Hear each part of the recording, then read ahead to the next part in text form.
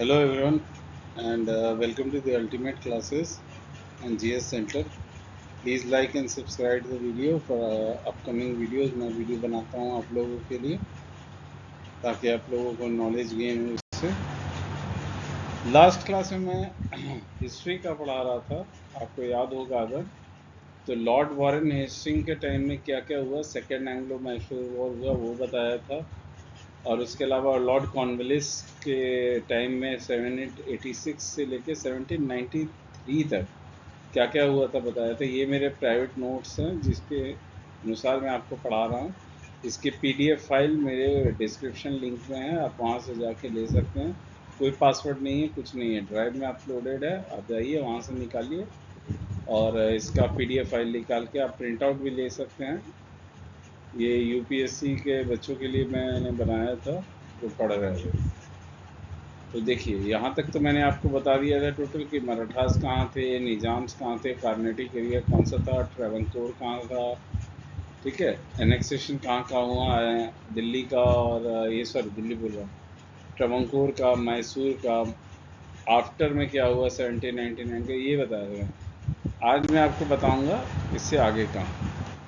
अब देखिए 1793 से लेके 1798 का जो वक्त था वो सन जॉन सोरे का वक्त था। ये गवर्नर जनरल ऑफ इंडिया थे उस टाइम, उस पीरियड के, सर जॉन सोरे, ठीक है। इनका पूरा का पूरा डिटेल, जितने भी गवर्नर जनरल्स रह चुके हैं इंडिया के, वो मैं आपको डिटेल में बता दूंगा और उसको याद करने का तरीका भी बता दूंगा। एक छोटा सा मेथड है वो बताऊंगा मैं लास्ट में आपको। फिलहाल आप आगे देखिए। फिर 1798 से 1805 जो था वो लॉर्ड वेलेस्ली का वक्त था। इस टाइम में 1799 में लॉर्ड वेलेस्ली के टाइम में फोर्थ एंग्लो मैसूर वॉर हुआ था। तीन एंग्लो मैसूर वॉर में के बारे में मैंने बता दिया, ये फोर्थ मैसूर वॉर था। ध्यान दीजिएगा इस चीज़ के ऊपर। ऑनलाइन जो बच्चे पढ़ रहे हैं वो भी ध्यान दीजिए, ऑफलाइन जो पढ़ रहे हैं जो सामने बैठे हैं मेरे वो भी आप लोग ध्यान दीजिएगा, ठीक है। Humiliated by the Seringapatam Tipu Sultan, ठीक है। टीपू सुल्तान के बारे में लास्ट क्लास में बताया था। Tipu Sultan began the aiding of participation, sorry participation नहीं है वो, फोर्टिफिकेशन लिखा हुआ है, मुझे देखने में तो दिक्कत हुई। फोर्टिफिकेशन ऑफ इस कैपिटल। फोर्टिफिकेशन का मतलब क्या होता है, अपने ही जगह को और ज़्यादा आगे बढ़ाने की तरीका को फोर्टिफिकेशन कहते हैं। जैसे आपका अपना घर होगा या अपना बंगला होगा, वहाँ पर आप फर्स्ट फ्लोर बनाए, सेकंड फ्लोर बनाए, थर्ड फ्लोर बनाए, अपने आगे अगल बगल का एरिया बनाए, तो उसको फोर्टिफिकेशन बोलते हैं। वैसे कैपिटल होता है, जैसे बिहार का कैपिटल पटना हो गया, रांची हो गया झारखंड कैपिटल। तो जो बिहार में सीएम है नीतीश कुमार जी आज के टाइम में, वो जो काम कर रहे हैं, या गंगा नदी का ऊपर जो गंगा हाईवे बनाए हैं जिसको मैरीन ड्राइव बोलते हैं आजकल, तो उसका फोर्टिफिकेशन के लिए जो होता है, मतलब जो आगे बढ़ाने का काम होता है उसको फोर्टिफिकेशन बोलते हैं। तो फोर्टिफिकेशन ऑफ इस कैपिटल, री उस द कैपिटल, ठीक है, उन्होंने रिमाउंट किया कैपिटल को। All of the resulted in restoration of property in Mysore, further to enlisted the support of France against the English in India, Tipu resist. देखिए मतलब कहने का मतलब ये है, मैं आपको लाइन बाय लाइन पढ़ाने का मतलब नहीं बनता, मैं ऐसे ही बता देता हूँ। टीपू सुल्तान जो थे with the help of France, support, France के सपोर्ट से अपना पूरा काम आगे कर रहे थे। enlisted himself as a member of Jacobin club, एक क्लब था, ध्यान दीजिएगा इस चीज़ पे, ये आपको नोट्स में मिल जाएगा। ये कहीं कहीं कभी कभी क्वेश्चन पूछता है, ठीक है। जाकोबिन क्लब था, उसमें उन्होंने एज ए मेंबर लिया था इन 1797, ठीक है ना।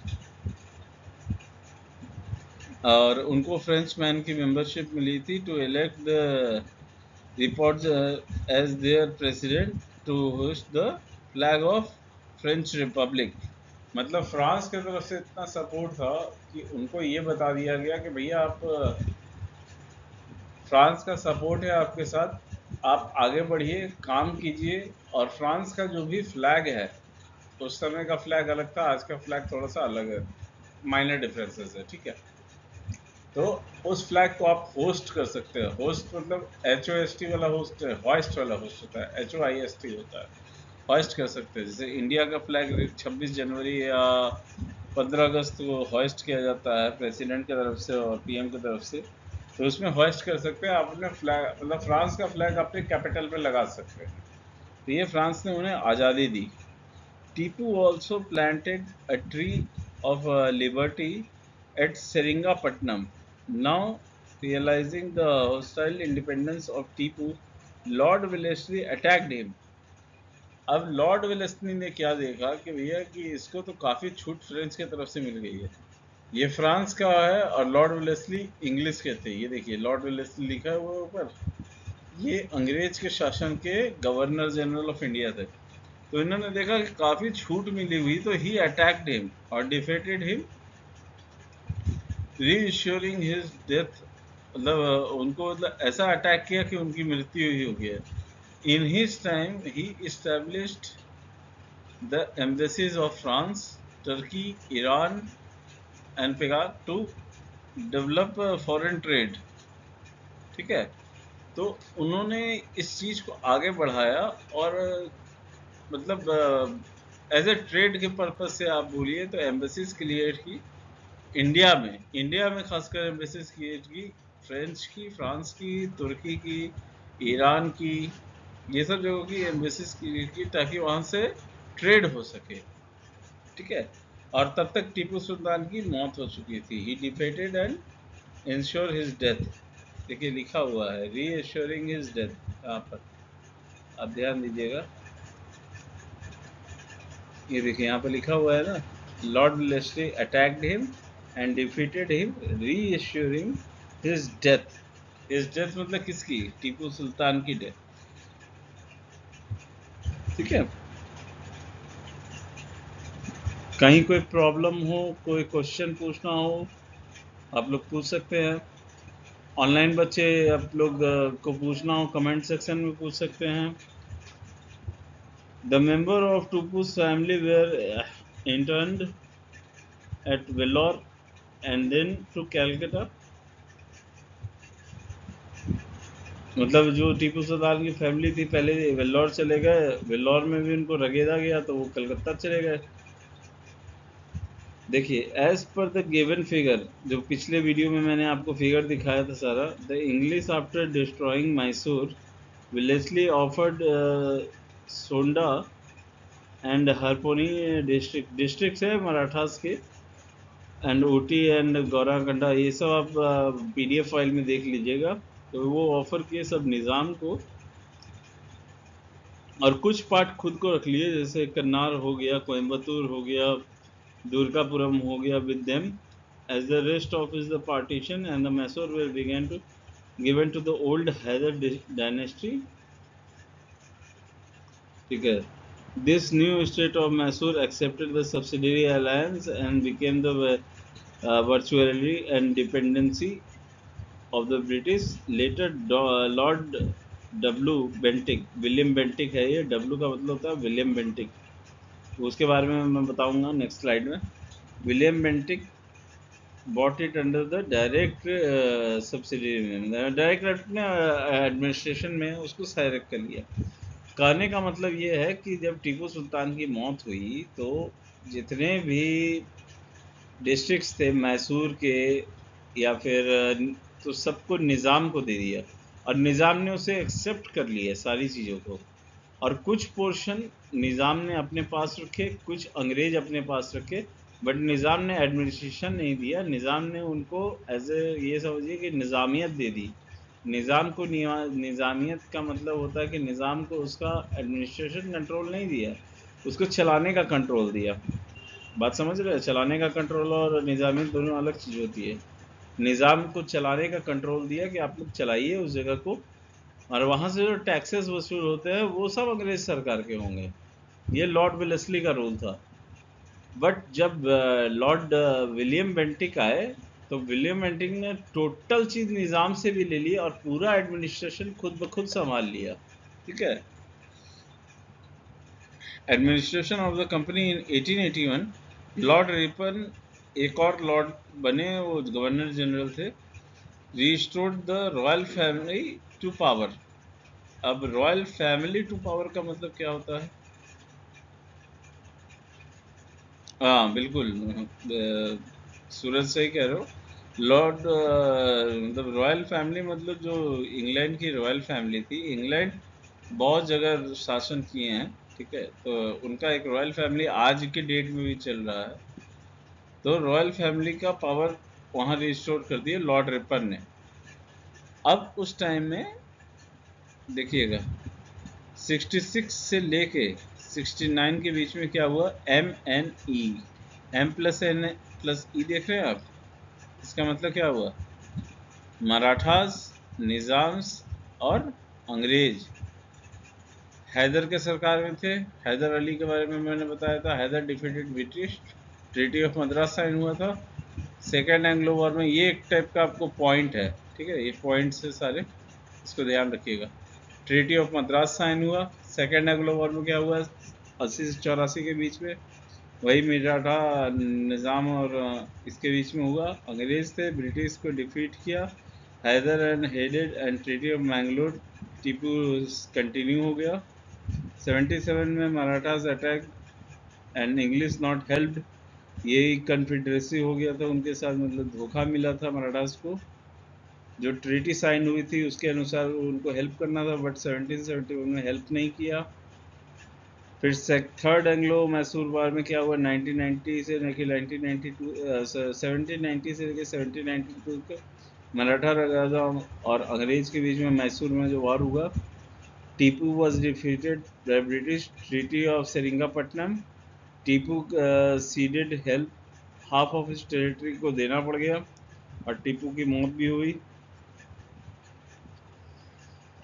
फोर्थ सॉरी थर्ड में नहीं, फोर्थ में मौत हुई। फोर्थ एंग्लो मैसूर वॉर में Tipu was defeated and killed by Lord Wellesley. ये देखिए यहाँ पर लिखा है ना, लॉर्ड वेलेस्ली, और यहाँ पर लिखा हुआ है रीअश्योरिंग हिज डेथ। ये देखिए रीअश्योरिंग हिज डेथ। तो ये फोर्थ एंग्लो मैसूर वॉर में हुआ। तो Mysore defeated and divided. English का एक बहुत अच्छा ये था, अच्छा क्या बोलिएगा, मतलब अंग्रेज का था कि वो लोग एक पॉलिसी पे चलते थे कैसे देश को बर्बाद करें। मतलब अच्छा नहीं है, खराब ही है। मैं अच्छा बोल दिया भले ही गलती से, अच्छा नहीं था, वो बर्बादी था। कि डिवाइड एंड रूल पॉलिसी भी बहुत चलते थे। आपने वो कहावत सुनी होगी कि अगर लकड़ी का गुच्छा है तो अगर 10 लकड़ियों का गुच्छा है तो उसको तोड़ने में दिक्कत होती है, अगर सिंगल सिंगल लकड़ी है तो उसको तोड़ के एक साथ मिला दो तो वो ज़्यादा आसान होता है। तो ये लोग क्या करते थे कि अलग अलग स्टेट्स को तोड़ते थे, अलग अलग जगहों को तोड़ते थे और उसके बाद वो सारा पावर खुद ले लेते थे। आगे देखते हैं। अब देखिए ये आ गया 10th सेंचुरी का बात, गुरु गोविंद सिंह पंजाब में। गुरु गोविंद सिंह बेसिकली बिहार में थे, ठीक है, बिहार में थे क्या, मतलब बिहार का ही उनका सारा हिस्ट्री रहा है। तो पंजाब में गुरु Govind Singh the 10th and the last Guru of six, अंतिम गुरु थे सिक्स के गुरु गोविंद सिंह। आज भी आप पटना आइएगा, गुरु गोविंद सिंह की जब ये होती है ना, मतलब रैली निकलती है या फिर गुरु गोविंद सिंह की जयंती होती है तो पूरा पटना का सड़क जाम हो जाता है, पूरा भयंकर ये हो जाता है। पटना में बिहार में रहने वाले लड़के तो अच्छे से जानते हैं, यहाँ पर जो क्लास में बैठे हुए तो उनको तो मालूम ही है। सिटी के कितने बच्चे हैं? अच्छा, तुम लोग दोनों सिटी के ही हो? हाँ हाँ हाँ हाँ, मुझे मालूम नहीं था।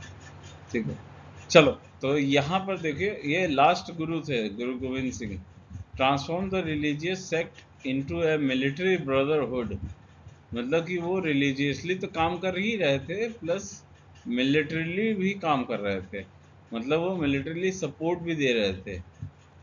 North of Delhi the territory of Lahore and Multan were ruled by the Mughal governors. However, as a result of Nadir Shah and later Ahmad Shah Abdali's invasion, their powers was destroyed, and the Sikhs began to emerge as the supreme political leader in the कहने का मतलब ये है, ऐसे समझ लीजिए कि north of the Delhi था। नॉर्थ ऑफ द दिल्ली का मतलब कहाँ होता है? नॉर्थ दिल्ली से क्या समझते हैं? South Delhi, north Delhi?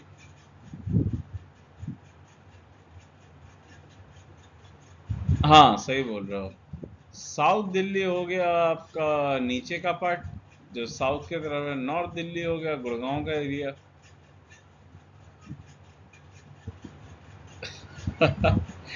NCR का एरिया सब। ठीक है, एनसीआर एरिया को नॉर्थ दिल्ली बोलेंगे। ठीक है, ठीक है। वो लोग के पावर से ही वहाँ पर काम चल रहा था, बट ब्रदरहुड के कारण, गुरु गोविंद सिंह जो ब्रदरहुड बनाए थे, political power in the as a large number of Afghans from the mountain ranges Roh, ये देखिए रूह लिखा है, of the nawab north western frontier इसको कहते हैं। NWF लिखा हुआ है, मैं उसको फुल फॉर्म लिखना भूल गया यहाँ पर। North western frontier called the Rohillas were settled there. North western frontier settle हो गए थे वहाँ पर। कोई कंफ्यूजन होगा तो पूछिए यहाँ पर, क्योंकि मुझे चेहरे दिखाई दे रहे हैं आप लोग के, यहाँ पर कंफ्यूजन में है थोड़ा सा। कहाँ कंफ्यूजन हो रहा है? सूरज, रवि, कहाँ कंफ्यूजन? हाँ, तब बताओगे तब तो। देखो, अब देखो मैं बताता हूँ। नॉर्थ ऑफ दिल्ली एनसीआर हो गया पूरा टोटल एरिया, समझ लो। टेरिटरीज ऑफ लाहौर, उस समय ये नहीं था यार कि पाकिस्तान था या इंडिया था। वो नॉर्थ ऑफ द दिल्ली मतलब north. South of the Delhi मतलब आपका नीचे का एरिया, साउथ जो नीचे साइड का एरिया, MP हो गया, राजस्थान हो गया। ईस्ट ऑफ द दिल्ली यानी कि जो यूपी साइड हो गया। नॉर्थ ऑफ दिल्ली में पंजाब हो गया। यहाँ पर देखो पंजाब लिखा हुआ है, तो ये नॉर्थ ऑफ द दिल्ली है। समझ आया? द नॉर्थ दिल्ली उस टाइम में उसको कहा जाता था। Territories and Lahore and Multan areas way ruled by Mughal governors, Mughal का राज शासन था। However, as a result of Nadir Shah and later Abdul Shah Dali's invasion, their powers and were divided at the six regions to emerge the supreme। मतलब नादिर शाह और अब्दुल शाह अब्दाली, जब उनका invasion हुआ तो उस समय सिख ही थे कि उन लोगों को रोका वहाँ पर, और उनसे लड़े और उनको हराया। बात समझ आ रहा? उनको हराया वहाँ पर और अपना शासन लाया। And called them Rohillas. ठीक है। After the death of the guru, जब गुरु गोविंद सिंह की डेथ हुई, मौत हुई, the six formed a capable leader. बंद बहादुर, बंद बहादुर करके थे। ये गुरु नहीं थे, लीडर थे। ध्यान दीजिएगा, लास्ट गुरु गुरु गोविंद सिंह थे, और बंद बहादुर जो थे वो गुरु नहीं थे, वो लीडर थे। Under the leadership of this Sikh offered valiant resistance to the Mughals, and in the overthrown the entire territory of Lahore and the southern Delhi, and however देखिए ये सब चीज़ आपको अब PDF में मिल जाएगा। ठीक है, कहने का मतलब ये है कि गुरुज ने, सिक्स ने बहुत अच्छा काम किया था, सारे कॉन्फ्लिक्ट्स ख़त्म किए थे और अफ़गान्स को भगाया था। क्योंकि जितने बाबर, अकबर या फिर उसके बाद नादिर शाह, अब्दुल शाह अब्दाली, जितने भी आए सब वही काम किए। डेट्स इंपॉर्टेंट है, डेट्स इंपॉर्टेंट रखिएगा। कब डेट्स में कौन आया, क्या किया, क्या नहीं किया, ये सब का आप एक प्रिंट आउट निकाल के अपने पास रखिएगा। एक एक बार देख लीजिएगा, आपको समझ आ जाएगा। ये मेरे हैंड रिटेन नोट्स हैं। ठीक है ना।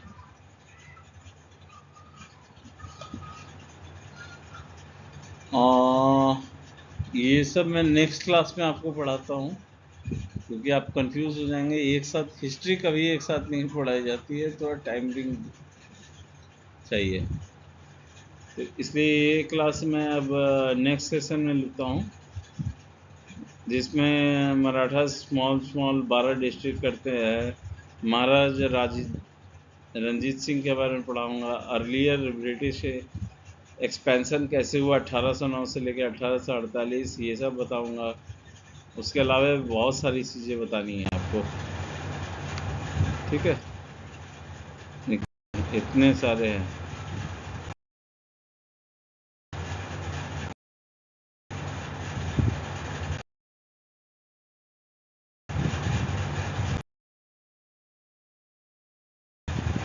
बहुत सारी चीज़ें हैं। कार्नेटिक वार के बारे में बताना है। तो ये सब चीज़ें एक साथ नहीं हो सकती हैं। नेक्स्ट क्लास में बताऊंगा। धन्यवाद। Thank you very much for joining the class ultimate classes. किसी को कुछ सवाल पूछना है या ऑफलाइन क्लास हमारी ज्वाइन करनी है तो कांटेक्ट कीजिए इस एड्रेस पे, इस फ़ोन नंबर पे। अनुकृति मैडम है और मैं विनीत नाम हुआ मेरा, मैं विनीत सर हूँ, ठीक है। अनुकृति मैम पूरा क्वांट संभालती हैं, रीजनिंग संभालती हैं, मैं जीएस संभालता हूँ पूरा। और कोई भी सवाल हो कहीं से भी हो, पटना में जितने भी बच्चे पढ़ रहे हैं, हमारी 3 बैचेस चलती हैं, 2 बैचेस फुल हो चुके हैं, तीसरी बैच के स्टार्ट करने वाले हैं हम लोग।